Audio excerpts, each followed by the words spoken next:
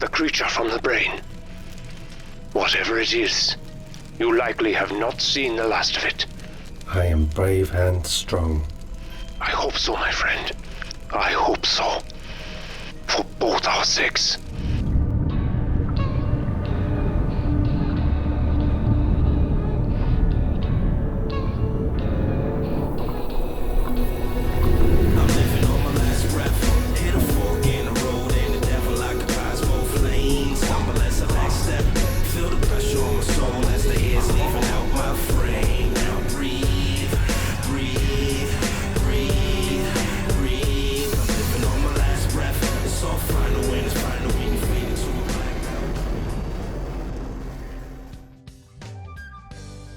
Deep underwater bases are both comfy and terrifying at the same time, so I got pretty hyped up when I learned that Stasis 2 would take place in one.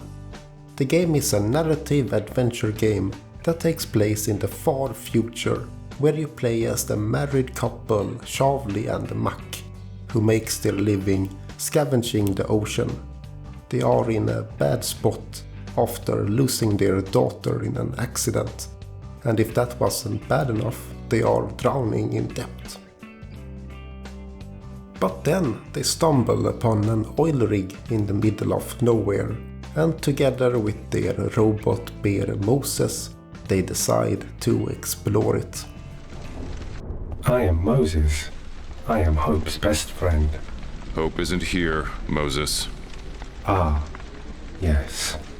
I remember. The water. I do not like water.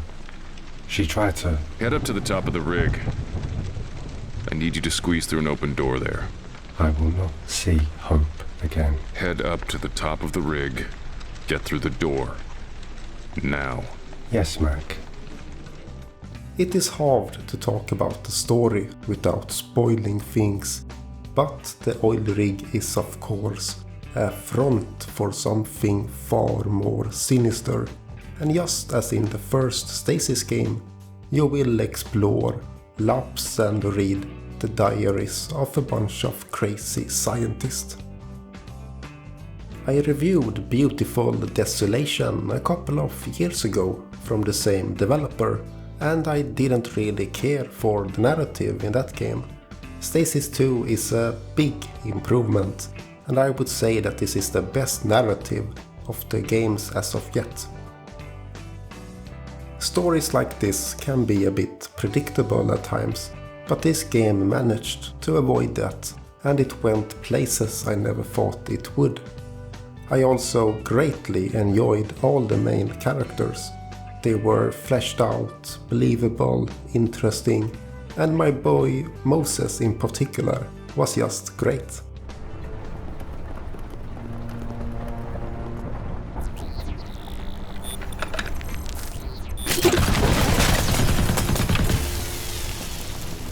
What the hell was that? I opened the door. A door? What'd you use, dynamite? Guns are not toys, Mac. He has a gun now? What are you complaining about? He didn't shoot you. Not yet. I am a very smart bear now. If there is one thing to complain about, it is the lack of focus at times. Same was true with Stasis 1, and especially true for beautiful Desolation. There are just so many ideas and concepts in the game that it sometimes is hard to keep track of it all, especially in the middle of the game. But thankfully they managed to wrap it all up together in the end, and it was just a very pleasant experience. At least as pleasant a narrative can be, with so much monsters and body horror. Hello, I am Moses. What in hell? Is that human? Hello? The fucking heart is still beating, Charlie. Language, Mac. The presentation is also very nice. The voice actors does a great job, and just like in the previous games, the developers are really good at creating nice cutscenes. There are even some nice death scenes.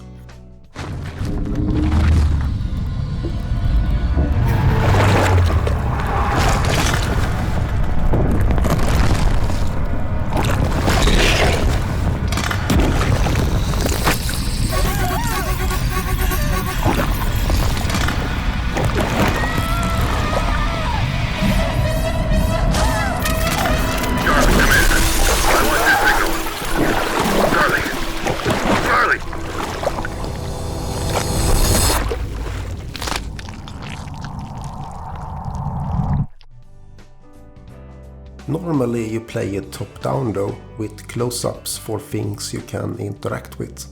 I grew up playing Commandos, so I really like this perspective, and the environments are both varied and very atmospheric. Then we get to the puzzles, and here the honeymoon kind of ends. There are a lot of puzzles in the game, which I like, but I didn't like all of them. The main idea here is that you control 3 different characters at once, and you can send items between the characters. So most puzzles is that you need to find a password with Charlie that Mac can use, or you need to find an item with Moses that can unlock a door for Charlie, and so on it goes. This is fine, but there is a lot of interaction with science or engineering equipment in this sci-fi setting, and it can be very confusing how things work.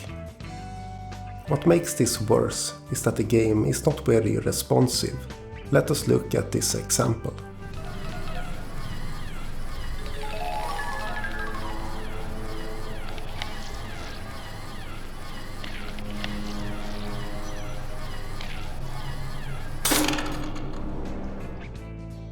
Normally in this type of game, when a dummy like me tries to do something silly, the main character will give some response, saying something like, "This tool won't work, I will need something smaller or more sturdy or whatever." But in this game there is just nothing, and so it can be very hard to understand what the developers want you to do.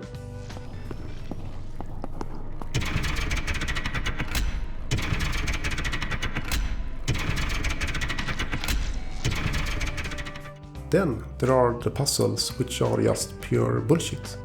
Just to give you some examples, here the game tells you to balance the numbers, so it's a math problem. Even a dummy like me can solve math problems. So I did it, but then nothing happens. So I looked up a guide, and the game only accepted 1 out of many solutions to the math problem. Not very fun.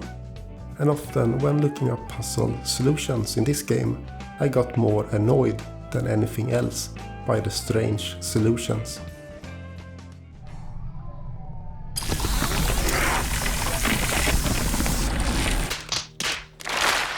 So I started looking up guides a lot. I know that you watching this has a big brain and wouldn't do that, but you need to cut some slack for simpletons like me. In the same way that I am cutting the developers some slack for having shit puzzles. All in all though, I like this game, despite the puzzles. It is a nice narrative set in a setting that I enjoy, and it was a nice experience that I can recommend.